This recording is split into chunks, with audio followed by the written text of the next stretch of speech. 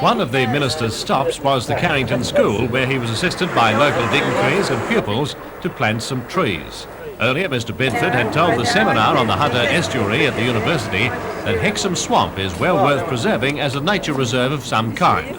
The difficulty is that there are a variety of private interests also concerned with the area. The consideration of management strategies is one of the aims of the University Conference, as well as to set up lines of communication between interested parties and the government. Well, it's probably one of the best examples we've got, I suppose, of conflicting interest in land use for a particular area. It isn't unique to Hexham Swamp, it's happening all over New South Wales. But our role, of course, is to make sure that everybody knows what the issues are, so that people can measure what sort of priorities they have, and then we as a government have before a final decision is made. And today's seminar gives an opportunity, I think, for people with a whole range of interests in land use in the Hexham Swamp to come together, put their views, bounce ideas off each other, and gives the government an opportunity to know that it's had some public airing.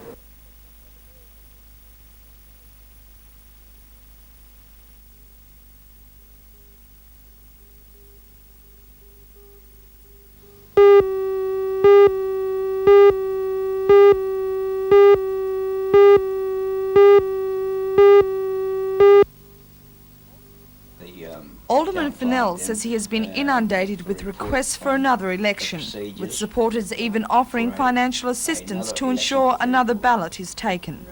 Will you be calling for a re-election?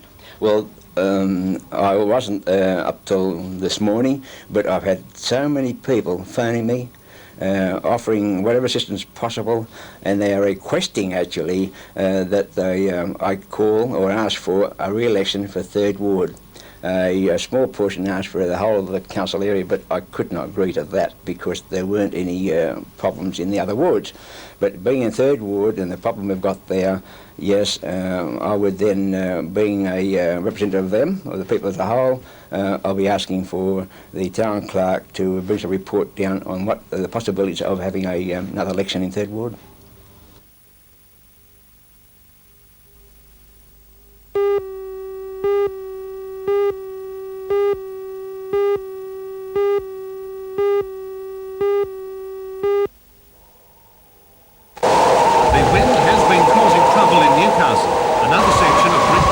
Crashing down onto a Bridge Street Merriweather house. On Tuesday, a newly laid wall collapsed onto the rear of number 49 Bridge Street, smashing in a lounge room wall. Today it was the turn of a front bedroom. The wall had been bolstered by timber, but to no avail. At 3:30, when Nobby's signal station reported its strongest south-southwesterly gust of 115 kilometres an hour, it all came tumbling down again on the O'Callagans. John O'Callaghan was home with his parents at the time. I was in my room listening to Mysteria and I heard this big bang, and I knew what it was straight away because the wall was swaying. So I came out and the bricks all over the place. And I believe your parents were home too this time. Yes, Mum was in the kitchen and Dad was in bed waiting for the doctor because he's got the flu. And this cupboard came down at an angle and it would have just missed Dad, just missed him.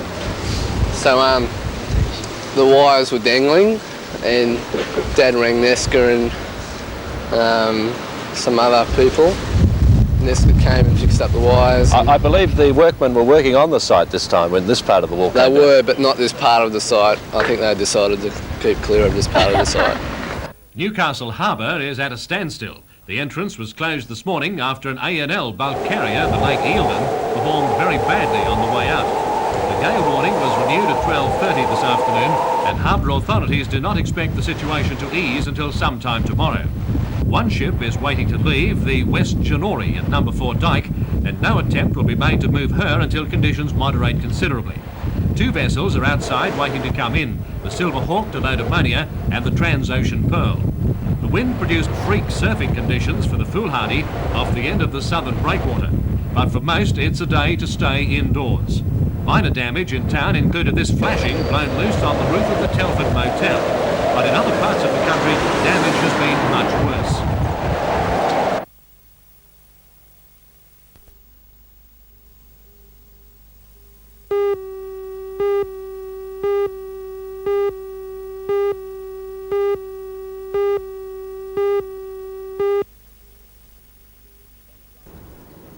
Thanks, John, and as you can see, conditions are perfect here at the Belmont Golf Course for the second round of the ABE Jack Newton Classic. And the scores that are coming in after 9 holes certainly do align themselves with the magnificent conditions.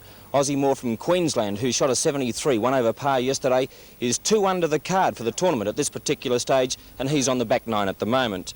Peter Senior from Queensland, who was 2 over yesterday, 75, is square with the card, and he turned in 2 under 34 this morning.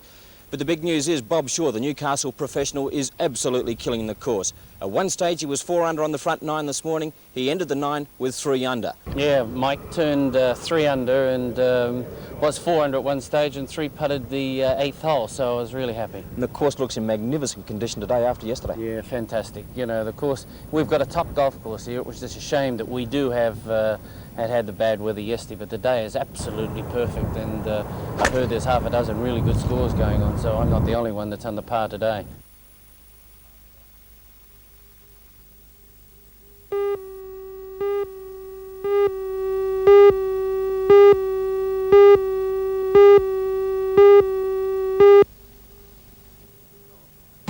The Singleton Co-op, now 75 years old, is proof that co-ops can survive. Although trading under a trademark similar to the failed Newcastle store, the Singleton Co-op has no link with that society and has just spent $2 million on expansion. The store now has 5,500 square metres of retail space, about double the previous area.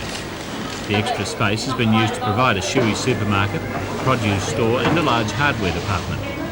The complex employs 55 people full-time and 30 part-time. Today's official opening was performed by the member for Upper Hunter, Mr. Colin Fisher.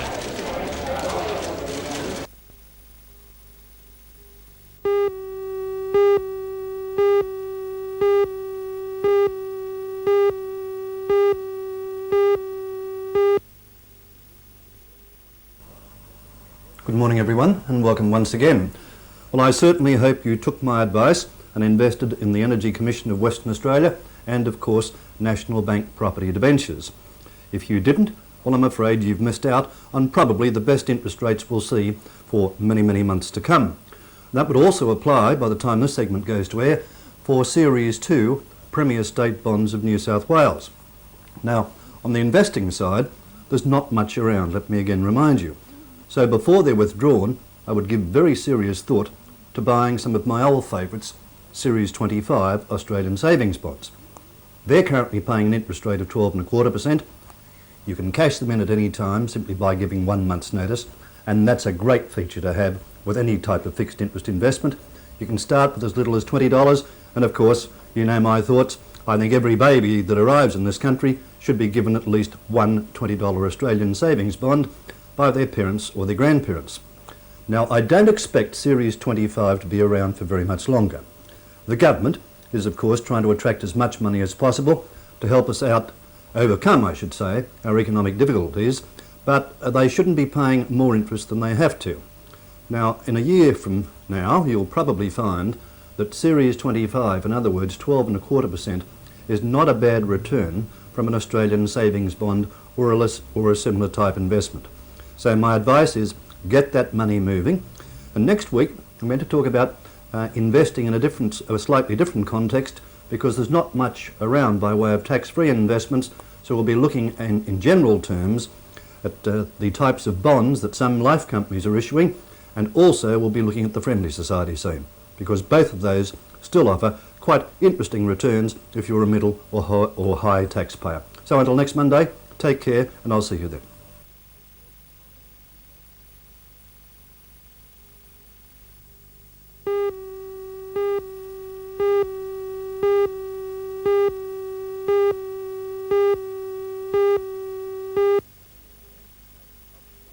Defence contracts obviously involve complex procedures, and it seems many potential suppliers in the past have simply not got to first base because they didn't understand the system. At today's seminar, 5 top-level officers of the Department of Defence Support did their best to explain what the government requires. And many company representatives admitted that for the first time they could now see areas for potential contracts. Typical was truck bodybuilder Wilt O'Neill. I can see some opportunities, yes. As you said, we've never had it before, but the potential is there. And was the reason that you didn't have it simply because you didn't know how to go about it? Basically, yes, but I think we've got to change time, so we've got to go looking for new work, new fields. And did the seminar provide the answers you wanted to find out how to get there? It has provided all the answers, yes. Perhaps one or two queries, but most of them have been answered satisfactorily. A Hunter Region company with extensive recent experience in defence tendering is Carrington Slipways.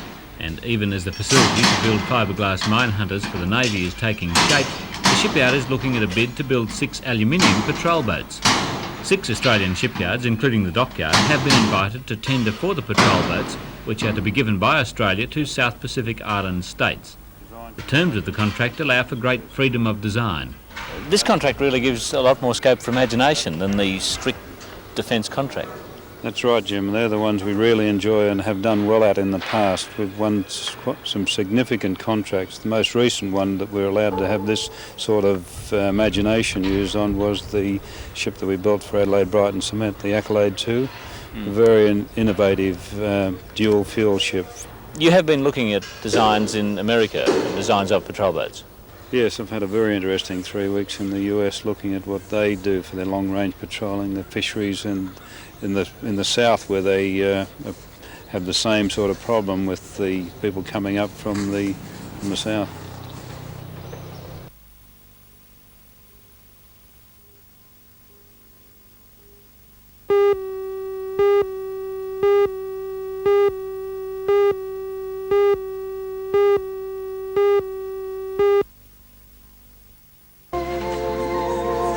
St John the Evangelist's Church has a long and colourful history. It has been part of the way of life in Stroud for generations, with many parishioners making it their final resting place.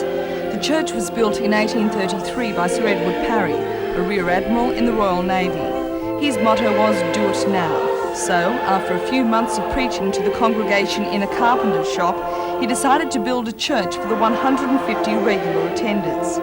Today, hundreds of parishioners, past and present, gathered in the tiny church to give thanks.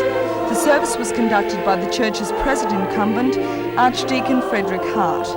Lessons were read by Mr. Hugh Knox, whose father was priest at St John's from 1908 to 1925, and Commodore Geoffrey Partington of the Royal Australian Navy as a mark of respect to St John's naval founder.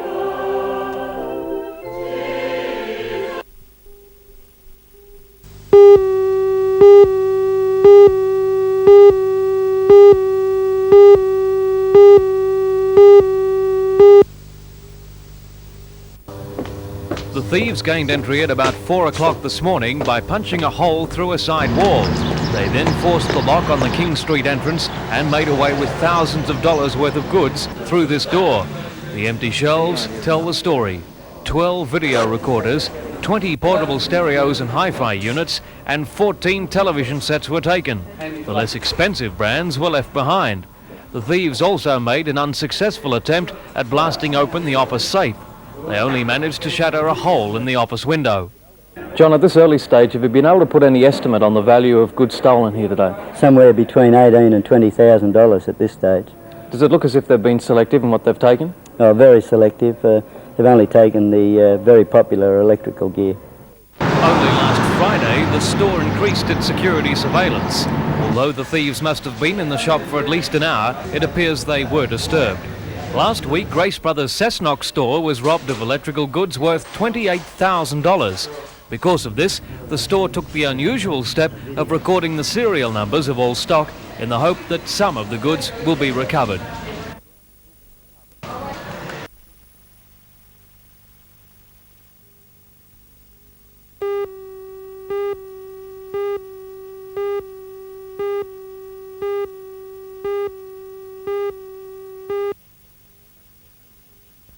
Constable Tony Tamplin's special bicycle patrol began about 3 months ago. Since then, he's found many of Newcastle's cyclists do ride safely. But he's also handed out over 500 bicycle offence reports, formal warnings that are backed up by letters to young offenders' parents. The most prevalent offence has been riding on the footpath. So far, riding on the footpath by far stands out. It's about half the offences so far. What about offences on the road, ones that may lead to accidents? Well, riding on the incorrect side of the road, the right-hand side of the road, is one that stands out, and also riding an unroadworthy bicycle.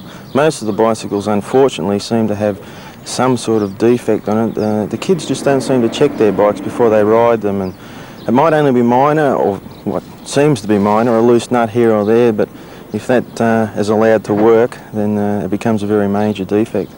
See how this nut's loose? Yeah. What'll happen if that comes all the way off? All the brakes will come off. Right, it'll come right apart, then you'll have no brakes at all on the bike, will you?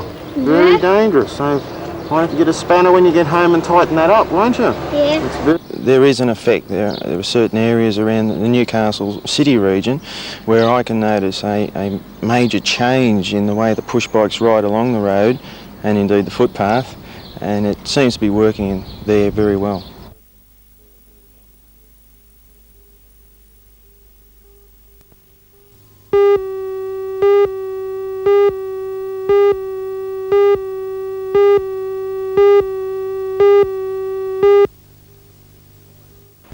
Skiffs from all over New South Wales have entered for the weekend regatta, which on the Sunday will feature the Port Hunter Championship. Burwood Calendars, the state champion sailed by Dennis Tanko from the St George Club in Sydney, will be very hard to beat in conditions that should suit him. But a number of the Hunter Valley boats will be strong contenders, and among those will be Lake Ford, sailed by John Alexander from Belmont. Also amongst the Belmont group will be the winner of the Tricontinental Sprint Series, Sweps, and many others. Last year's Port Hunter champion, Peregrini, skippered by Paul Riley from St George, will be out to defend his title. Another outstanding chance is the Inter-Dominion winner, Bill Riley, also from St George.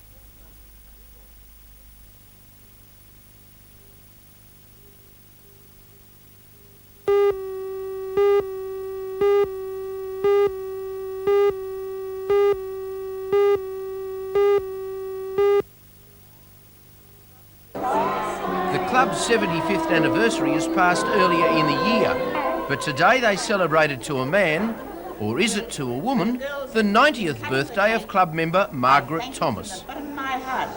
For you all coming, and especially to all the old girls that have turned up to share this day with me, and I hope that you all reach 90.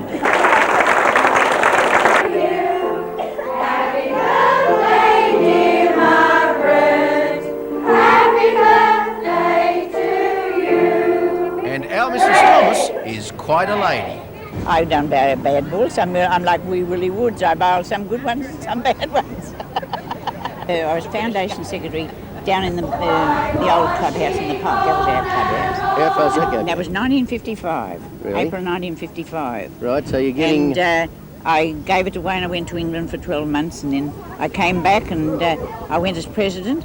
And then 3 years after that, like we had 3-year term. Right. And then I went from there and I went secretary, and I was secretary for 21 consecutive years. Really? And I just gave it away last year. I believe your husband was the last mayor of Wallsend before it became the Greater Newcastle area. He was the last mayor, yes. That dates back to when? I think it was about 1936 or 37, I'm not sure. Well, that's what, 40 or 50, nearly, or over 50 years, isn't it? Exactly, yeah. Or it's 39 anyhow. So, close to it. My word.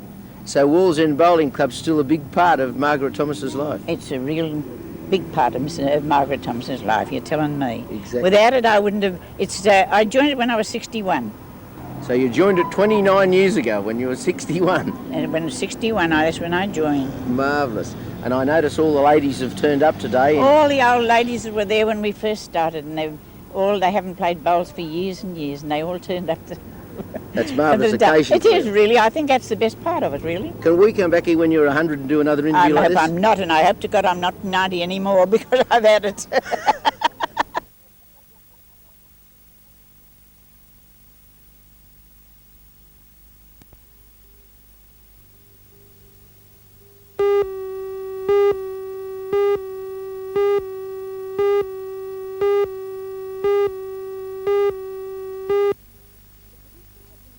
The predictions have been documented in this Housing Industry Authority's Commonwealth Budget and Business Outlook, a report that examines international as well as local forces on the industry.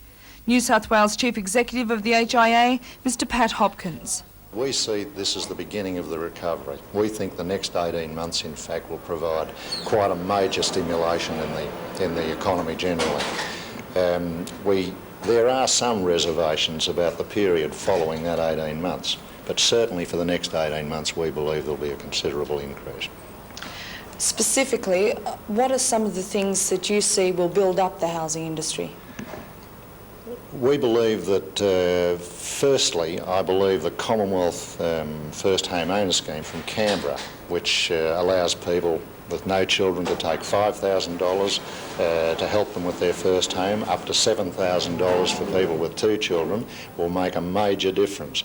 There's a slight problem, however, in New South Wales with that, and that is that the cost of land in New South Wales is considerably more than in any other state.